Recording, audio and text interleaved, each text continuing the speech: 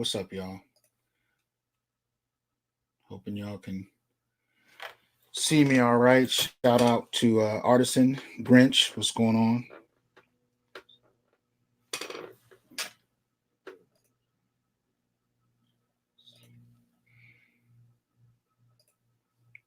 Hopefully, get some people in here. See what's going on. So got a few people watching.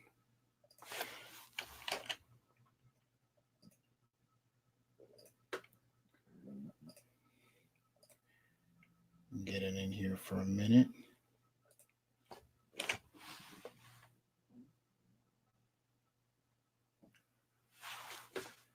See what's going on here.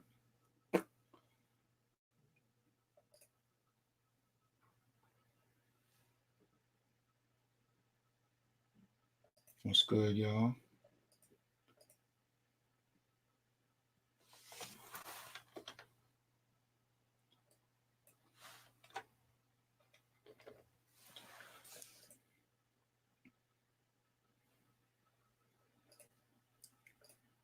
Okay.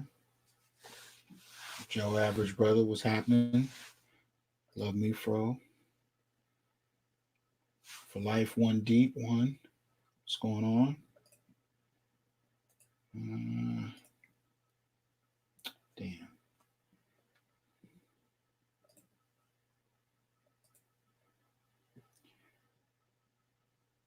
I'm gonna have to learn this part all over again.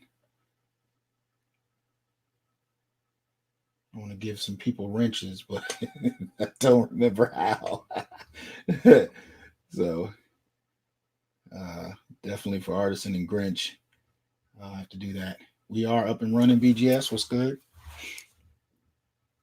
XS Caliber. What's happening, y'all? This is going to be just a short little shout out, a little hour. Wanted to drop some thoughts because Keepway Barber, what's going on? Yeah, I hit that BGS and it just said put user in timeout or block user. And I almost blocked Grinch trying to give him a wrench. So all right, True Light, Barborn, what's going on? So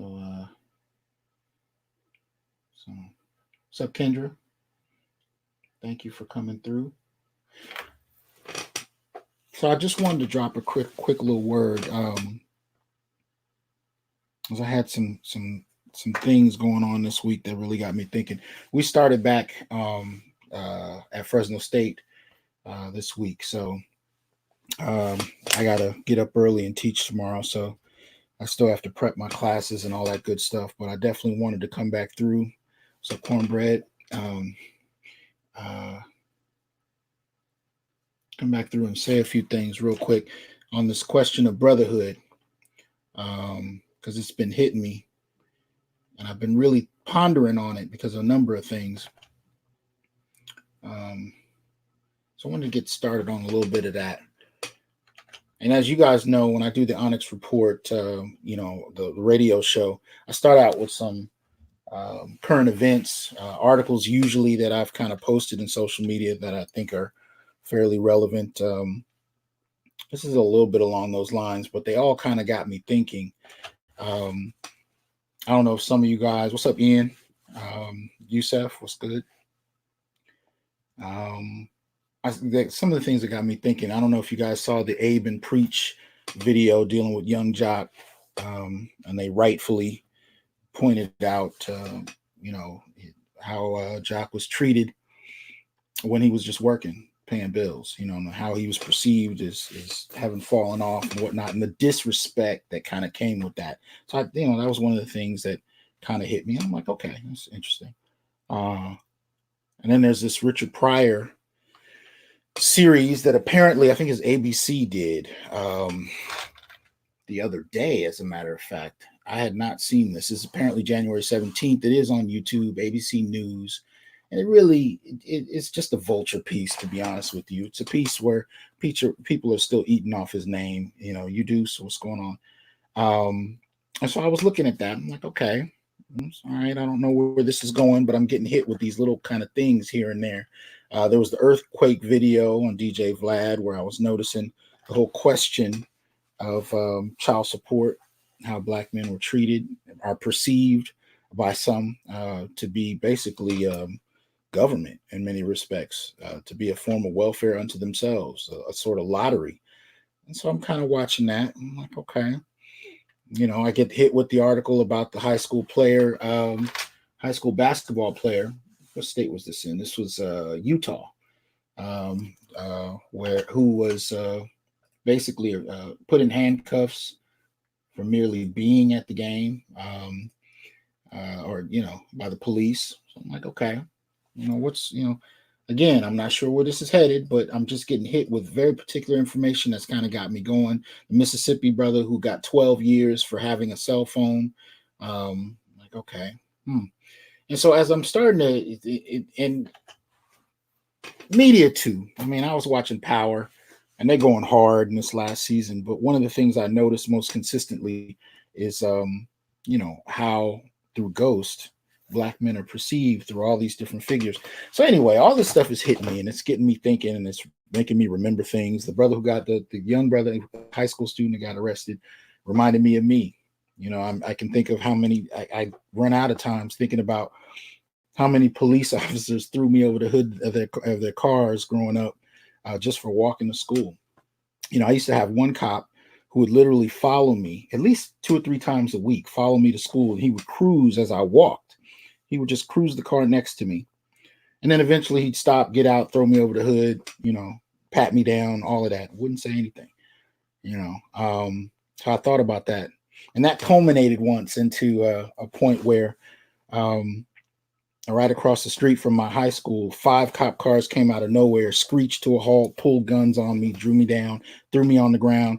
And basically they said I looked like I knocked over a Domino's pizza 3 cities over 2 weeks prior, whatever. So I think about these things, and I'm just like, okay, these are things that black men are, we're very familiar with. This ain't new by any stretch of the imagination. And we haven't even really, I haven't even gotten real deep into it. And as I'm asking these questions, I sense the pushback from people. Even YouTube, they denied me monetization for whatever reason. Anyway, I don't care. At the end of the day, all of this in terms of brotherhood, what it got me thinking about is the necessity of it. Because at the end of the day, one of the things I learned from being thrown on the concrete to, graduate school and sitting in these classes and listening to people talk about black men in all kinds of ways, one of the things it definitely taught me is that nobody's coming for us. Nobody's coming for black men. There's no rescue. There's nobody coming in to say this is unjust. It's not happening. If it hasn't happened already, it's not about to. Right, Unreasonable Band. We tend to fit the description always. And I just was like, at the end of the day, we have to actually be there for ourselves. But the question I thought about was, well, first, before we can assume brotherhood, I need to ask, does it even exist? Because I see so much, debate and argument and really just not even debate. That wouldn't be a problem, but really just the tearing down of one another that I had to ask, does this even exist? So I thought today I would talk a little bit about that. And I would back up a little and talk about why I do the work that I do and how I kind of came to that. And for me, it really kind of started, in graduate school, because again, sitting in those classes, especially the gender studies classes and learning about, women and feminism and black feminism in particular, the perspective on black men was that we were always the cause, or we were on par with white men in certain respects as being these oppressive beings that exploited our community and so on and so forth. And so sitting in classes where I'm hearing this and yet not seeing, black men like myself even teaching these classes, it really got me, a little suspect. And I used to kind of ask questions that, people would refuse to answer. I mean, I remember sitting in a class covering on slavery, and I asked about black male rape, and this is probably 2004, 2005, and people just looked at me. The class looked at me, and the only thing that anybody said, it was two professors teaching it. One of the professors asked me, well, why would you even ask that question? Now we have the work of people like Tommy Curry and Thomas Foster that are actually putting information out about black male rape going back to slavery. But at the time, it was viewed as, some kind of weird sexual question. But for me, it was a curiosity about the intricacies of what black men experience that seemed like nobody really wanted to talk about. So that's when the questions started to come for me. And when I started teaching at Fresno State, this is my 11th year there. I've been teaching for 21 years now at the university level, but I started teaching here at Fresno State 11 years ago. And at the time, my focus was on hip hop, right? As a matter of fact, my first book I wrote about was a hip hop text, and I tried to deal with black men, but at the end of the day, I didn't know how, because the only training I had as far as gender was on feminism. So I'd only learned how to see black men through the eyes of feminists. And when I decided not to approach it from that vantage point, I honestly did not know how exactly to write about black males in any other way. As a matter of fact, my first book, which I actually wrote on the playground, taking my son to the playground after my wife passed, I wrote it on my iPad. There's a chapter in there, there's a couple chapters on gender. It's all black women. And the very last chapter on black men is like a page. It's like, I didn't know how to write on black men. So at the end of the day, when I got to that and I started to ask those questions, I started teaching the black male class here at Fresno State, and I didn't know how to do it. I didn't know how to go about it. And most of the time I just repeated what I'd learned in grad school, which meant that I just shamed the black men in the room for not, really going out their way to please black women. You're right, Yusef. The conditioning was real for real. What's up, Tarian? Let's see, BGS in the chat, killing it. Yeah, Bearborn, we're going to get to that because you on it. You know what I'm going with this. Anyway, so what ended up happening is, since hip hop was my initial focus, I used to bring classic artists to Fresno State, which is pretty hard to do because Fresno is in Central California. We're like 3.5 hours from LA, 3.5 hours from San Francisco and Oakland. So you don't come to Fresno accidentally. You come with an intention, or you don't come at all, which is what most people do. They don't come at all. So getting classic artists here was a little difficult, but it worked. I brought KRS-One, I brought Chuck D, Public Enemy. Some of those videos you can see on YouTube. I brought Cool Mo D. There's a number of artists that I managed to bring, and they gave lectures, they performed, they did interviews, and much of the time they'd even sit down with my students in the classroom and talk to them. And so that really, was kind of how I approached it. And one of the most supportive artists that I brought was Brother J from the group X Clan. I actually brought him a couple of times. And Brother J was powerful, good brother. And this was an opportunity for me to bring my heroes out, because these were the artists that were big when I was in high school and early college. So to have, X Clan sleeping in my living room, when I brought them to speak, was a huge honor for me. You know what I mean? So I brought Brother J out. And how the black male class started was, I had Brother J over, I had a couple students over, a couple brothers. They were freshmen, and we were watching a film. We were watching, oh goodness, what's the name? Tim Alexander's piece on a Diary of a Tired Black Man. That's what we were watching. And we were enjoying the flick, and I started to listen to the two freshmen talking, and they started talking about sex. And at some point, they were talking about how they've had women, pressure them to perform these acts of sex that, were very, might be construed as rape. But the way they were talking about it, they weren't saying they were raping women. They were saying they were having young women ask them to perform that. And I was like, wow, and I noticed that, when we started to talk to them, they didn't know the lines between what was legal and illegal in terms of what they might get caught up for. So I said, you know what? I need to start a support group of some type. But I knew I couldn't get the average student, to do homework outside of a class. So I ended up creating two separate things. I created a group for Black males outside of class where we had a closed door conversation about what it means to be a Black male and what life is like. And I say closed door because, only Black males were allowed, and there were no titles. There was no hierarchy. It was just Black men talking to Black men. That was the first thing. And then I created the Black male class. And that way we could deal with things, more from an academic standpoint. And so those two things went at the same time. And the first few years of that was me, getting my footing in terms of how to teach this material and what was going on with Black males. And so I started a blog that some of you may have had a chance to check out, newblackmasculinities.wordpress.com. And initially, what I used it for is for homework. Students had to do a project where they interviewed a 45-year-old Black male, or a Black male over 40, I think it was. They had to interview one, and they had to be able to describe the role he played in family, the role he played in society, what kind of work he did, and what his background was. What's up, Charles? Good to have you in the house. Nameless protagonist, what's going on?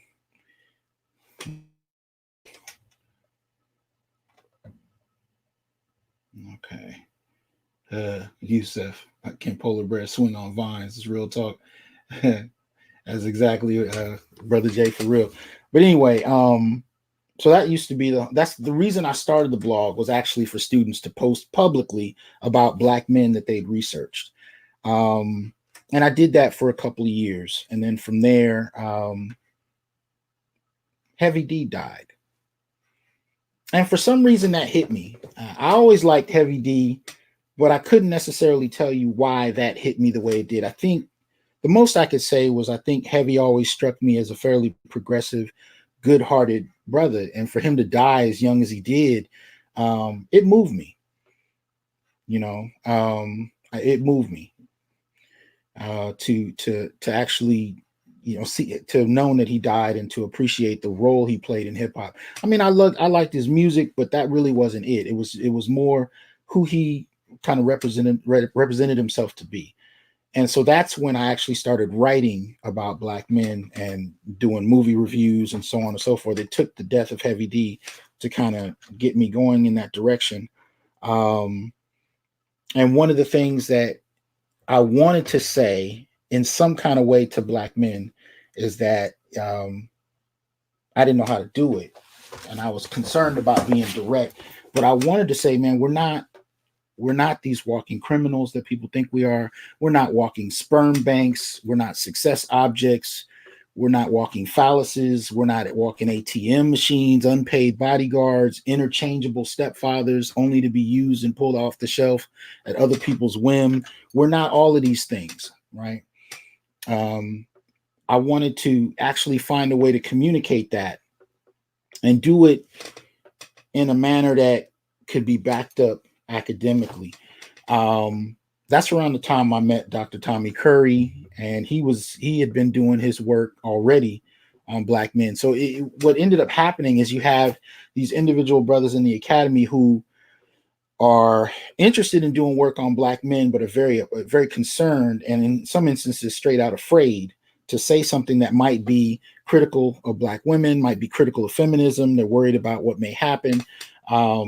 Tommy and myself happened to be two who had tenure, so we could have certain conversations, but I still was kind of finding my footing as to how. So those conversations with Tommy and a couple other brothers really began to help me shape a perspective about what to talk about and why it was important. And so that brotherhood already began to help, and that included Dr. Ronald Neal, who some of you guys have seen or heard on my other show. All of that really began to help frame what was going on. but I knew also at the same time that male only spaces were kind of being diminished, right? They were kind of being broken down. Even the barbershop is becoming a half barbershop, half salon. So the spaces for black males to talk began to be, at least in person, they began to break down. And it was really, as you guys know, social media, YouTube, that began to be the space where we could actually have those kind of conversations. And so, what's up, Zakia? I see you here. Um, Victor Dixon, what's going on? Let me see. So we began to be able to have these kind of spaces where we can have certain conversations. Oh, Bafemi, what's going on, good brother? Um, and it began to be important because there were things that would happen that I didn't have anyone to ask really. Like I give you an example. Once I got my doctorate, between then and now, I've been approached by 3 women who have asked if I will sire their child. And I was offered a contract where they promised to not take me in for child support. Matter of fact, the very first one was someone I hadn't seen in 15 years who called me out the blue and just asked me, I hadn't talked to her in 15 years and just asked. I didn't have anyone to ask questions about what was going on in the world, what was happening to where this was going, these kind of requests would come through. And so the kind of spaces that I think we need to be able to have those conversations, I was discovering were happening online, but not necessarily in person the way I would have hoped. And so one of the things that it ended up happening is I began to develop certain ways to understand the word. I'm trying to bring this in. Some of you may have seen this. Okay, just when I learned something now, here we go. Let me share screen. Okay. Let's see if that works. Okay, so I think you guys see it, but it's not the right size. There we go. So I ended up creating this. What's up, Dr. Curry? I don't even know what time it is where you are, man. Good to see you drop through, man. Let's see. Yeah, we definitely got Tommy Curry in the house. That's what's up. Tommy definitely opened me up to some new ideas that I definitely appreciate. He was one of the reasons that I really began to appreciate empiricism. No, that's definitely Tommy BGS. He's one of the reasons that I began to appreciate empiricism. He showed me how that could be used, how that could be accessed in defense of Black men. Appreciate the support, man. Good to see you. I was just talking about the role you played in, and kind of us coming together in a certain way. And so it led me to developing this concept of Black masculinism. Some of you may have seen this up on the blog. And it is how I began to kind of frame things. So Dr. Curry was pushing Black male studies, which I was in complete agreement with, and I began to develop Black masculinism, and I was hoping that the two would work together inside and outside of the academy to really generate a new conversation about Black men. Right, a conversation where we could actually begin to frame Black men outside of the stereotypes and assumptions that people made about who we are and what role we play in families and in society at large. And much of the time, what we found ourselves, constantly battling back against is stereotype. Constantly, and the thing about it is, it's one thing to battle stereotype on blogs. It's a whole nother thing to battle stereotype in graduate school classes, right? And so I started to use the blog to put out charts, to put out cited information, to put out data that could be used. And I did that especially for graduate students who were having a difficult time being able to reference Black masculinity outside of the popular tropes. So definitely, Tommy, a lot of hatred in the academy, and it's still going. Your book has definitely kicked in, some space around for us, but it's still hard ground going. And you already know, if you're talking to black male graduate students, sometimes they're under threat if they reference, work like ours, or if they reference, anything that empirically grapples with some of these stereotypes in defense of Black men or Black faculty that don't have tenure, they tend to, find themselves under fire with little protection simply because they're going against these tropes. And so the importance of Tommy's book, any published work that's Black masculinist in orientation, defends Black male studies, is an uphill battle, because there are so many people that don't want to hear it, and that are so comfortable with these assumptions about us that those assumptions have to stand in for truth. They're not willing to engage it otherwise. And so I tried to create Black masculinism in an effort to provide another layer of protection, a rationale for why you might study Black men in the way we do,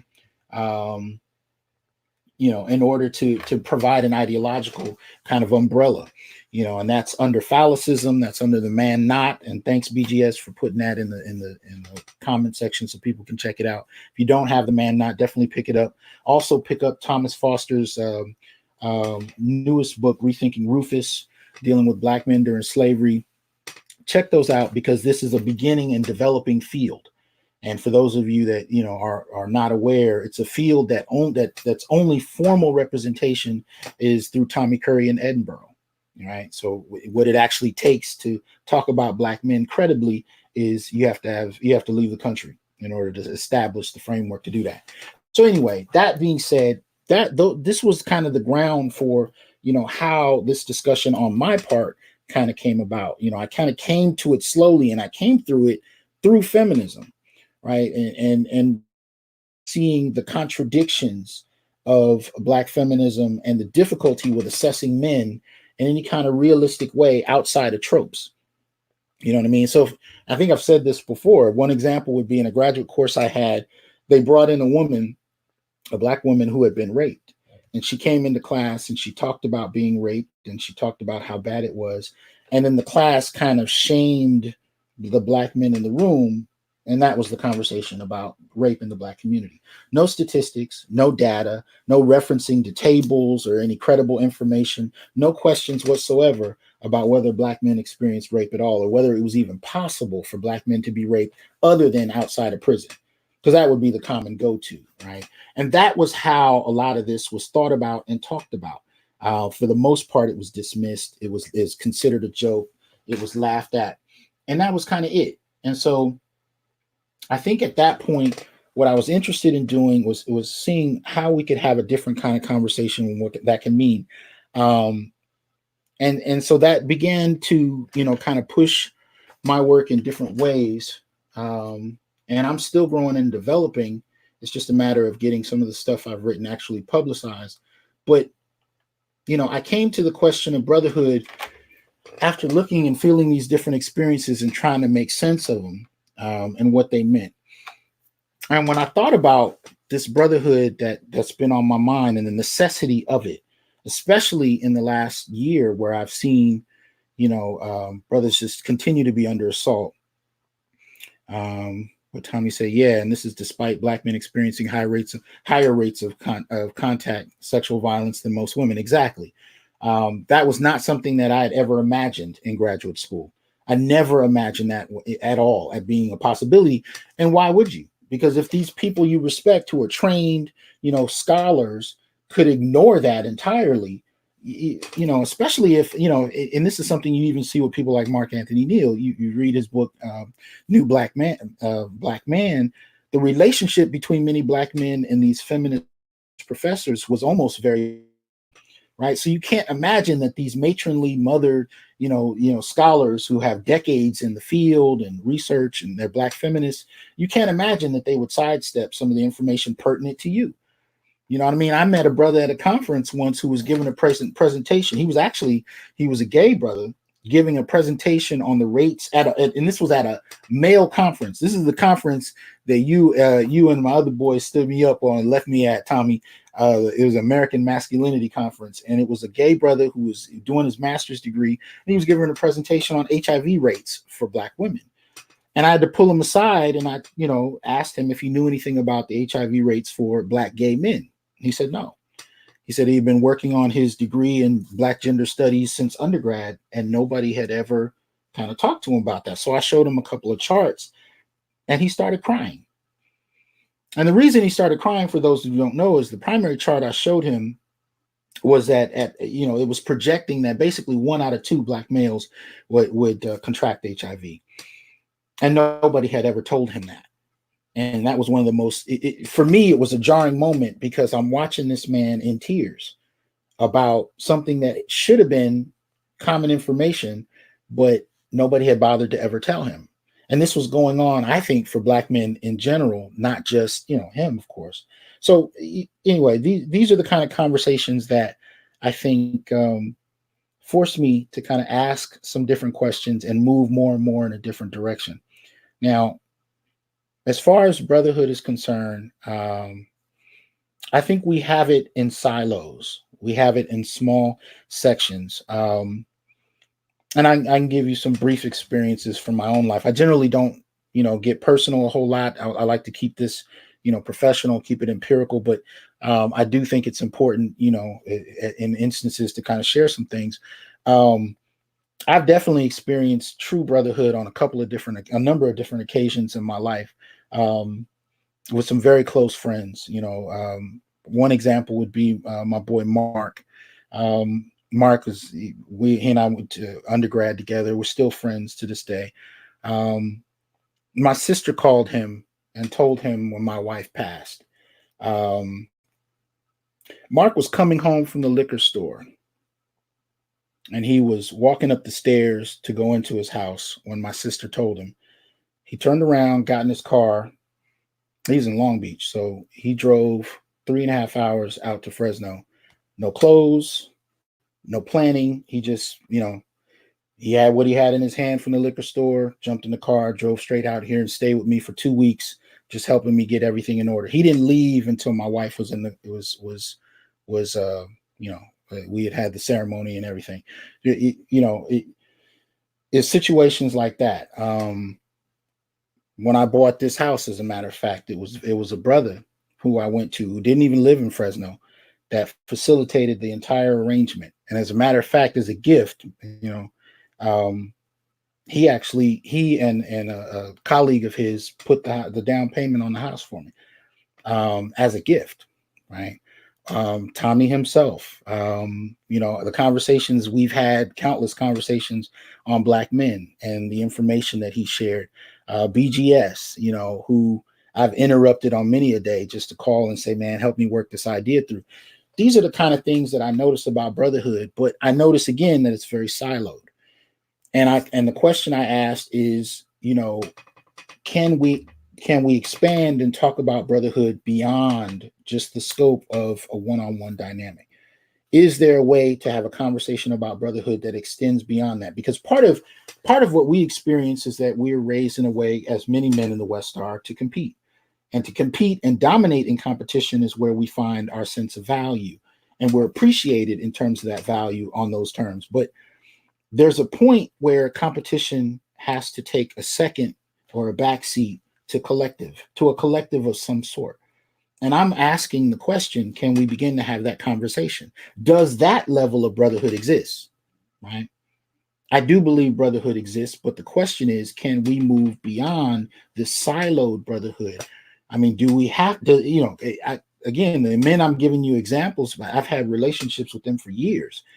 Is there a way to broaden that? Right? Is there a way to broaden that to where we can develop beyond that? I went to go check out what's the Bad Boys 3, and I was watching and had the same exact question, because there was a moment in there where they actually, said to each other, I love you.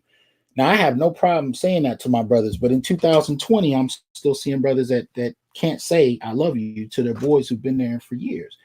I'm saying there has to be a way where we can move to that degree and develop a code, develop a connection, and develop an overarching sense of connection with one another toward a particular goal. And I'm wondering if that can be done. I believe it can, but I'd like to see it. And I'm curious if, especially the kind of brothers that are coming in here into the chat, would be willing to engage that conversation with me, because I think that brotherhood needs to happen. Right, it definitely needs to happen, because it's definitely time, and it's time more than anything else because nobody else is coming now. I think I mentioned this. Those who didn't catch I did a show last night, which is a part two to my last week discussion with a good friend of mine, Sarah. We were having a conversation about black men and redefining happiness. And I went on his show last night, which I think he'll be posting on YouTube. So I'll try and get the word out when I know where he puts it. But we were having a conversation, and I was sharing with him that I had spoken to a young man in high school, freshman year of high school. And he was saying amongst them, they were checking out of even attempting relationships with young women their age, checking out entirely, not even interested, not even attempting. He said that, the attitudes, the behavior, the kind of, rudeness, he was like, they're just checking out altogether. But they also didn't have older men that were, talking to them. You know what I mean? And so it for me raises the question: is can we have a transgenerational, trans class aesthetic or brotherhood that we develop where we can actually begin to build? Because I think we're doing so in small circles. I think we're doing so individually, right? But black men have a different way of approaching things. And we just need to kind of tighten the reins and actually set up a network. So these are the kind of questions that I think we have to entertain, because there's so much happening with black men that to not do so, I think, is contributing to the decline that has been going on for years in regard to the quality of life of many black men. Individually, some of us are doing better than others. And I'm not even just talking financially, just in terms of having a peaceful quality of life that doesn't have to result in constant day-to-day chaos. I mean, some of us have been able to enjoy that kind of living, but can we do so beyond that? Right? Can we actually connect and be able to build relationships and establish support? And part of the reason I bring that up too is, I see pretty much daily, online and in person, black women do that. That is one thing, and that I will definitely extend to them, that they do well with one another. But there's definitely a rationale for that. I mean, there's a certain level of access that many have been able to achieve that kind of lubricate the wheels to allow for that kind of connection. But it's a constant, and I'll tell you what I mean. When I run into incoming students in their first year to women doing their master's degrees at Fresno State, and I ask them what they're majoring in, what they're planning to do, from business to nursing to mass communication, I would say 75% of them will tell me what they plan to do is specifically designed to improve the quality of life for other black women and girls. They'll set up programs, they'll set up organizations, even organizations that aren't even necessary. I mean, I say that because, when I ask them if they've actually checked into the data about whether or not that's a service that's required, most of them haven't. It's almost like a knee-jerk reaction that whatever's going to be done, they're going to fixate it toward other black women and girls. And I've seen this again online and in person. I've seen, single mothers whose sons are failing out of school, homeless, all kinds of situations, but they'll set up organizations for girls to improve the quality of education.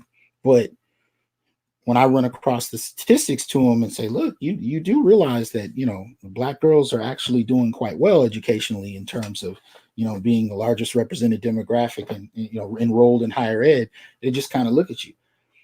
But I'm looking at people who are setting up stores and setting up organizations that are fixated at helping girls while having boys in their homes who are suffering and not doing well. And I'm saying, okay, there's definitely an idea in place that I see them implementing over and over and over again. I think I posted an article a couple months ago about a program to loan money to women to start small businesses, a program for black women. It was, there's those kind of educational programs, academic programs, you name it. Whatever they're into, there's a framework for that they are creating to expand to support other black girls. even when they have young boys at home. But am I seeing those programs for boys? Not necessarily. Not necessarily. And I think it's definitely time that, we begin to ask those questions, because I'm concerned about where this goes if we don't. I'm concerned about where this goes if we don't. Um, Forgive me, I'm still getting used to going back and forth to the chat. So let me see. There's a bunch of discussions going on that I'm catching up on. I apologize. Um, that's my boy Ian in there. Black men are told to do for self, and even when we're homeless. Indeed, absolutely, absolutely. And that's one of the things I notice. With black males, the idea is that their success or failure is individually based, most particularly their failure. Whereas black women's success is more of a collective dynamic, right? So, when you start to talk about black girl magic, this is a representation of black women's natural qualities. Whereas, black men's, failure is just somewhat of an individual problem that they need to kind of go work on. So that said, it's definitely something that we need to be able to establish a new conversation about. Because at the end of the day, I don't see anybody prioritizing black men without hesitation or apology the way I see other groups doing so for themselves, right? I don't see it happening. I don't see people automatically jumping to the defense of black men. As a matter of fact, if you post an article that talks about a particular black male who's killed somebody, who may have raped or just been accused of it, you'll see all kinds of reactions from people. Now, from men, black men themselves, what you'll see is people say, well, he may be guilty. He may have done this. I can't stand guys like that. You'll have a series of responses from black men. Post an article about a woman who's raped somebody or who's been the aggressor in some kind of situation, and watch the almost automatic response be to defend her. Watch. And I've done this many a time. Those of you that follow me on social media, I post about women teachers or women who've been the aggressors and violated young boys. And we all know the article titles very rarely mention rape. But what I notice in the comment sections is that women will automatically defend. And this is this is across race. There's a very small percentage of women that'll come in and just say straight out, this is foul. She needs to go to jail. There will always be a question of, well, what did she experience? How was she violated? What took place in her life that brought her to hurt somebody else in this way? None of those questions get asked about black men in general, but especially black men. None of them. And if you actually begin to ask those questions, the first statement made is that you're a misogynist, you're a sexist of some sort. I wrote a piece on my blog, and the reason most of my pieces are on my blog is that, it's for established journals. They're usually feminist in orientation. So if you have a non-feminist approach, it's not received well. But I wrote a piece on my blog about R. Kelly. And I basically did in that piece what I hear women do for other women all the time. I asked the question, what happened to R. Kelly? Now, I'm not defending what he may or may not have done. I am defending, in this sense, the question of assuming guilt without actually having assessed what's happened or seen anything verified, or at the end of the day, assessing what took place with him, right? So we know he was raped by his sister growing up, and apparently a man somewhere in the community. I've almost not heard that at all discussed as a factor in his behavior. That doesn't defend what he did, but it's a factor. But it's considered irrelevant. But again, when I post on nuns who violated boys in the Catholic Church, when I post on teachers, even professors, even judges, right? When I post on women who are in positions of authority, prison guards, right, who are violating men and boys, and sometimes in unprecedented numbers, there's not a framework for us to really contemplate female evil or guilt. We don't know how to do it as a collective. And to ask the question about it, you're automatically dismissed. But to take that a step further, there's a level of nuance and humanity afforded to women and girls that we don't know how to afford to men and boys. And even other men will shame you for asking that question. Why is there no humanity extended to young men? Why is it we can't ask what happened to him? What are the environmental and ecological factors that contribute to men's behavior, right? Matter of fact, I just posted an article a couple of days ago about why we're not incensed that the majority of the people incarcerated are men. You know, and I said this before when I talked about the whole idea of incarceration. When I learned about it in grad school, they would always give you the rates of incarceration. It actually took till several years after grad school before I'd ever seen a chart that just gave me the raw numbers. And at the time, it was like 220,000 women incarcerated and 2.5 million men. I'd never seen that until after graduate school. Nobody had actually showed me that. And I was like, this is absolutely ridiculous. How do I go through graduate school through gender studies, in fact, as one of the factors? I did my doctorate in cultural studies and I did a certificate in Africana studies along with that at Claremont Graduate University. I did a master's degree at Temple, and then I did 2 undergraduate degrees in Africana studies and philosophy at Cal State Dominguez. And I took gender studies courses all throughout from 1992 to 2008. At no point did anyone ever put forth a chart that actually showed the raw numbers of men and women. Now, I casually assumed there were more men in prison, but I didn't assume the difference was that great. And to add, insult to injury, just I think it was last night, I had a debate on one of my posts with a woman that came into the comment section, and the post was on, I think it was the article, if I'm not mistaken, I think it was the article that was actually talking about why we're not incensed that men are in prison and to the degrees they are. And she immediately came in talking about the rates of incarceration and how they're tipped in to women's detriment and how, how we need to pay attention to that. I just put up one chart. Matter of fact, I think I have it here. I just put up one chart just kind of showing,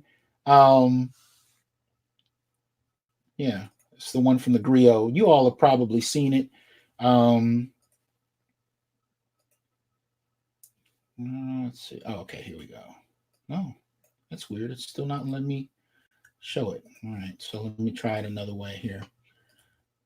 I'll show the entire screen, and then I will post it up. So you guys have seen this chart. I just posted that. That was it. That was it. I just posted that just so we could actually put the context in the conversation into context. So shout out to Antonio Moore as far as that. I appreciate his work on that. And then from there was, that's a good point. We definitely need to think about how many men are in prison. But if you didn't know, the conversation would have been over with a shaming tactic about how we don't focus enough on women. And it's not to say we shouldn't. It's simply to say that if something is a problem specifically for men, then we should be able to call that out. We should be able to say that very directly. And it's shamed if we do. It's considered a negative, which is something that I take issue with. I'm hoping everything is still connected because the comments are going on the YouTube page, but here in StreamYard it isn't. And so let me know if you guys can hear me.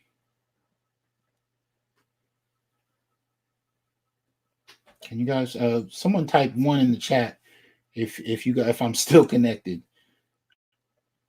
Because literally the comment section on StreamYard is frozen, but it looks like it's still going. Okay, good. Thank you, Tarian. I just need to know it was still going through. All right. So getting to the conversation of actually talking about brotherhood, as I was saying, we know how to do it on small levels, but we're very siloed. And I think we need to broaden that. We need to expand that and actually be able to establish a code that allows for us to actually be able to support one another in business, to be able to support one another in social dynamics, to be able to be a resource to one another, even on day-to-day matters. You guys know I've interviewed a number of psychologists on my show, and we talk about Black male depression. And one of the most consistent factors with Black male depression that we see is Black males that are completely isolated, which I think is actually quite common. And I think many of us actually kind of expect that that's going to be our lot in life. We expect to be siloed. We expect to be, singularly out there with no support. And that becomes a part of how we identify masculinity. Meanwhile, what we see in our community, particular to families and women in particular, is the opposite. One of the things I talk about in my work is the kind of gyno-potestal relationships I've seen. So I'll give you an example. A couple of years ago, I met a woman on a dating app, and we got together to have breakfast. And suffice it to say, yeah, I learned what catfishing meant. I didn't know what catfishing meant. Anyway, putting that aside, we had a conversation. One thing she shared with me is that she was in her, I think she was in her 40s. She lived a couple of houses down from her mother, who lived a couple of houses down, or who actually she lived. The grandmother lived with her mother. Her mother lived a couple houses down from her. Her daughter had bought a house a couple houses down from her. They, all of them had children, but there were no men in the family. So what you had is this small kind of staggered community of women that were in close proximity to each other, each of whom had their own households with children, and there was a type of hierarchy amongst them. And if any of them actually engaged men, dated men, even attempted to marry men, those men didn't stay long. And of course, that was dismissed as, these men's, poor behavior or whatever. But the point I'm getting at in that dynamic is they had these communities of women that supported each other, and was actually, in my opinion, would repel men from participating to any great degree, right? And yet the men that she was talking about, that she had dated, that her daughter had dated, and even her mother had dated, were all men that lived on by themselves, on their own, and had very little connection in any kind of formal sense with anybody else. And it got me thinking about the ways in which, exactly, LAR movement, it's definitely a feminist dynamic. It got me thinking, Ian called it a coven. It got me thinking about the ways in which there's a kind of natural framework that's considered, par for the course in terms of them connecting and resourcing and supporting one another, but not necessarily one that I've seen for Black men. And I think we need to establish a new level of brotherhood, a new level of connection. And this is why I started 220 by actually having a new conversation about happiness with Sarah. If you haven't seen that video, it's not a happiness that's rooted in what we own, what we can attain, or even where we can travel to. It's a happiness that is rooted in disconnecting from not only materiality, but from pleasing other people as a reflection of our sense of value. Stepping away from that as a definition of happiness is the first step. My second question of this 220 year is, can we move not only with a new definition of happiness, but a new sense of brotherhood? Can we establish that? You know what I mean? And one example of that I'm seeing in the chat when Dr. Tommy Curry came in here, and peace to BGS. Thank you for posting his link for his book as well as Foster's. Can we buy his book? Can we support Black male content makers? I see Artisan in here, Juan Valdez, BGS. Can we support? Can we provide that as a foundation, not as just something we randomly do, but as a foundation of behavior, where Black men don't have to be siloed out here operating on their own. And when they come into trouble, whether it be, in terms of employment, whether it be starting a new business, whether it be police, or whether it be health, can we offer support to one another? There was a brother that died here in Fresno last month, December. Died in his house, in his apartment by himself, and was there, if I'm not mistaken, for 3 weeks before anybody found him. This is the kind of thing I'm talking about. Black men actually being able to count on other Black men as a resource on a variety of levels. And I'm not at all suggesting that today is an exhaustive discussion on how that can be. I think we can actually set up a number of discussions on that. I'm merely posing the question, because I think it's definitely past time that we learn to do it. And Tommy has been pushing that in the academy. Do you know he actually has to ask Black men to purposely cite from other Black men in terms of research? Because it's not something that we're socialized to do, right? But if you even go look at Black feminist research, they cite from one another all the time, even if the arguments are highly questionable and problematic. But we have, brothers in many of these spaces, but much of the time they're operating alone. That's one of the reasons Dr. Neil and I, got cool, because when I first met him, he was very much like me, out at Wake Forest. He's by himself doing the work. Me at Fresno State, look, when I mentioned a while ago that I was bringing hip hop artists, classic hip hop artists to Fresno, let me qualify that by saying the campus was not amenable to that. They were not supportive of it. One of the things they talked about is how they had trouble finding Black and Latino men that they could recruit to come to the university. But I had 600 people come see KRS-One in one venue just for one occasion. He came, he did several different things while he was out, but just one. There were 600 people that came. The majority were Black and Latino males, and the campus was hostile for even. I tried to get them to set up a booth to recruit these young men to come to the university. They didn't want nothing to do with it. The police department was highly hostile to what I was trying to do, right? I'm out there by myself trying to do this, trying to mentor young men, trying to set up organizations, trying to set up classes, but being able to develop a collective approach even beyond the campus, nationally. I mean, this is something that Dr. Oshan Gadsden and I talked about a few weeks ago, where he was saying we might actually be able, he wanted to have kind of city to city open discussions particular to men about how we can network. I'm in full agreement with that, but I don't really care what form it takes, but that it takes form. I'm not trying to dictate what that needs to look like. I'm asking the question so it can come out of this discussion and we can frame, whatever it might look like, but it needs to happen. And I think it is on certain levels. I mean, in the last 10 years in social media, I'm seeing Black men of all stripes having conversations I've never seen before, but I think it needs to be taken to the next level. We need to be able to coordinate this and actually concretize it, crystallize it, put it into some kind of form that has structure. And I think it's necessary because this is a time where we have unprecedented access to one another that we haven't had before. And I definitely hope that we can begin to do that. Put some suggestions in the chat. I'm going to definitely be able to go through this after we get off. Like I said, I was only going to do an hour. My weekly show is about an hour every week now. I do an hour on my online radio show on Interlight Radio, the Black-owned business I'm supporting. And then I post the live show to YouTube after it's over. And then alternative weeks, second and fourth Wednesdays, I come here on video from my little, small little home office and try and put some words out there in this format. So I'm going to be here once a week. Please, I hope you guys can help support if you can.